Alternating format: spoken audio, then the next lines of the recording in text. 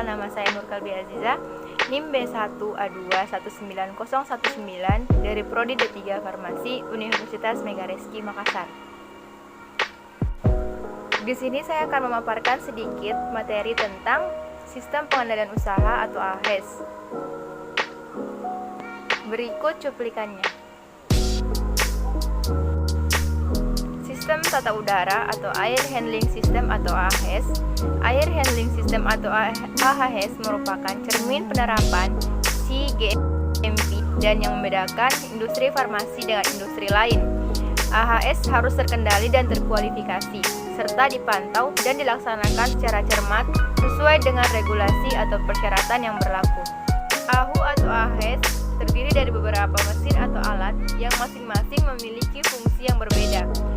Yang pertama ada mengontrol suhu, kedua kelembapan, tiga tekanan udara, 4 tingkat kebersihan, 5 pola aliran udara, yang keenam yaitu jumlah pergantian udara di ruang produksi. Desain sistem HVAC. Tujuan dari desain sistem tata udara adalah untuk menyediakan sistem sesuai dengan ketentuan CPOB untuk memenuhi kebutuhan perlindungan produk dan proses jalan dengan persyaratan GAP atau Good Engineering Practices, seperti keandalan, perawatan, keberlanjutan, fleksibilitas, dan keamanan. Desain sistem tata udara memengaruhi tata letak ruang berkaitan dengan hal seperti posisi ruang penyangga udara atau airlock dan pintu. Tata letak ruang memberikan efek pada kaskad perbedaan tekanan udara, ruangan, dan pengendalian kontaminasi silang. Pencegahan kontaminasi dan kontaminasi silang merupakan suatu pertimbangan desain yang esensial dari sistem tata udara. Mengingat aspek kritis ini, desain sistem tata udara harus dipertimbangkan pada tahap desain konsep industri farmasi. Masalah yang biasanya dikaitkan dengan desain sistem tata udara adalah 1. Pola alur personil, peralatan, dan material. Kedua, sistem produksi terbuka atau tertutup. Ketiga, estimasi kegiatan pembuatan di setiap ruangan. 4. Tata letak ruang. 5. Finishing dan kerapatan konstruksi ruangan. 6. Lokasi dan konstruksi pintu. 7. Strategi ruang penyangga udara. 8. Strategi pembersihan dan penggantian pakaian. 9. Kebutuhan area untuk peralatan sistem tata udara dan jaringan saluran udara atau ductwork. Yang 10. Lokasi untuk pemasokan udara, pengambilan udara, dan pembuangan udara. Parameter kritis. Parameter kritis dari tata udara yang dapat mempengaruhi produk adalah yang pertama suhu, kedua kelembapan, 3 partikel udara atau viabel dan non-viabel, 4 perbedaan tekanan antar ruang dan pola aliran udara, yang ketujuh volume air, udara, dan pertukaran udara, 8 sistem filtrasi udara.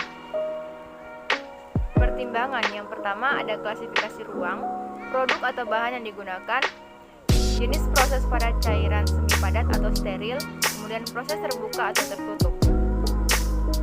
Adapun perbedaan tekanan ruang, yaitu strategi perbedaan tekanan ruang ditentukan oleh faktor-faktor berikut. Yang pertama, penggunaan fasilitas atau khusus, produk ganda atau fleksibel atau secara kampanye, kemudian campuran produk, kemudian karakteristik proses atau terbuka atau tertutup, kemudian operasi unit, penempatan dan lokasi filter udara, dan kemudian aliran bahan dan orang atau personil.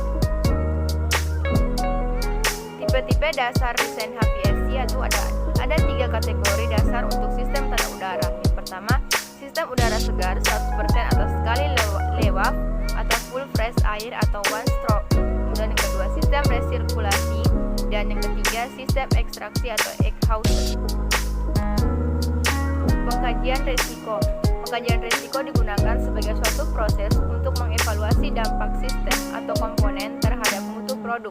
Penilaian risiko dilakukan dengan membagi sistem menjadi komponen-komponen dan mengevaluasi dampak dari sistem atau komponen tersebut pada parameter proses kritis atau critical process parameter atau CPS yang diturunkan dari atribut mutu kritis atau critical quality attributes atau CQAS, karena komponen yang ada di dalam sistem dapat secara signifikan berdampak pada kemampuan untuk menjaga CPPS tetap dalam batas keberterimaan.